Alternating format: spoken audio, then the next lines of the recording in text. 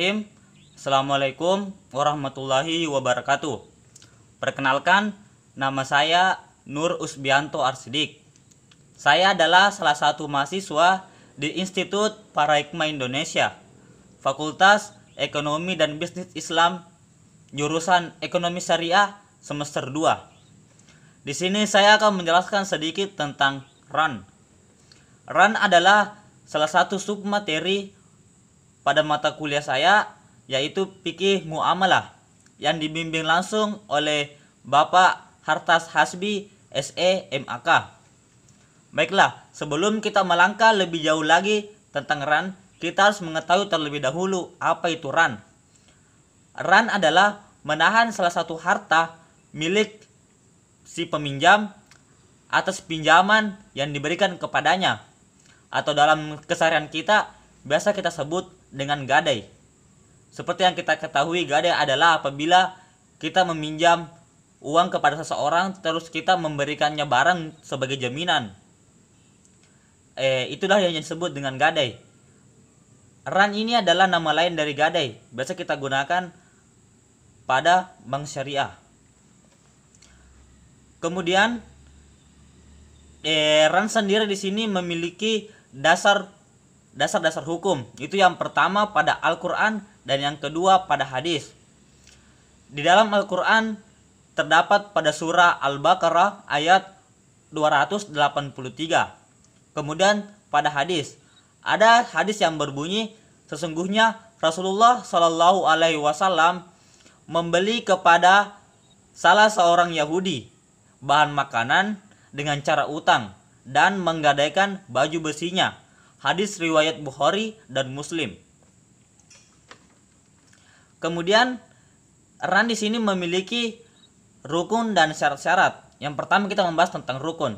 Di dalam RAN ini terdapat 3 rukun. Itu yang pertama adalah akad atau ijab kabul. Terus yang kedua adalah akid. Akid di sini adalah kedua belah pihak, yaitu orang yang meminjamkan uang dan orang yang dipinjamkan uang atau si penggadai. Terus rukun yang ketiga adalah borg. Borg ini adalah barang yang kita gadai. Misalkan saya meminjam kepada orang lain, terus saya memberikan HP saya sebagai jaminan. Nah, HP itu disebut dengan borg. Terus syarat-syarat dalam RAN. Syarat-syarat di dalam RAN itu ada 3. Yang pertama adalah rahin dan murtahin. Rahin itu adalah orang yang memberikan pinjaman. Terus murtahin itu adalah orang yang meminjam atau orang yang menggadaikan barang.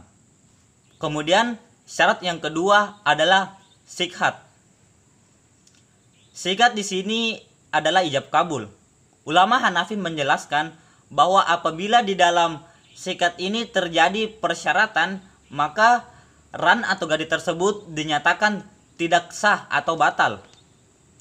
Terus syarat yang ketiga adalah mahrun bi atau utang, di mana seperti yang kita ketahui di dalam RAN itu terjadi utang piutang. Tetapi apabila pada RAN ini terjadi, misalkan kita meminjam uang, terus kita disuruh mengembalikannya lebih dari uang yang kita pinjam, maka itu bukan lagi dinyatakan sebagai RAN, karena di dalamnya sudah ada praktek riba, yang mana praktek riba sangat dilarang dalam Islam. Terus pandangan ulama tentang RAN. Seperti yang kita ketahui, RAN ini memiliki landasan hukum yang kuat karena telah dijelaskan pada Al-Quran dan hadis.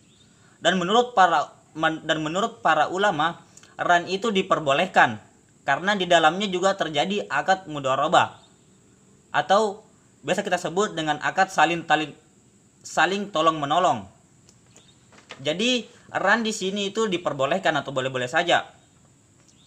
Terus mengapa kita perlu apa untungnya kita mempelajari RAN itu sendiri?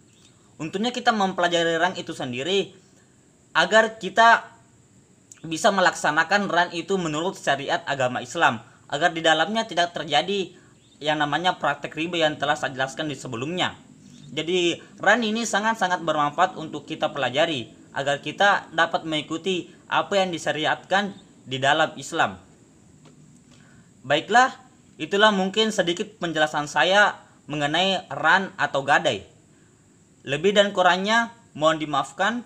Wabillahi taufiq wal hidayah. Wassalamualaikum warahmatullahi wabarakatuh.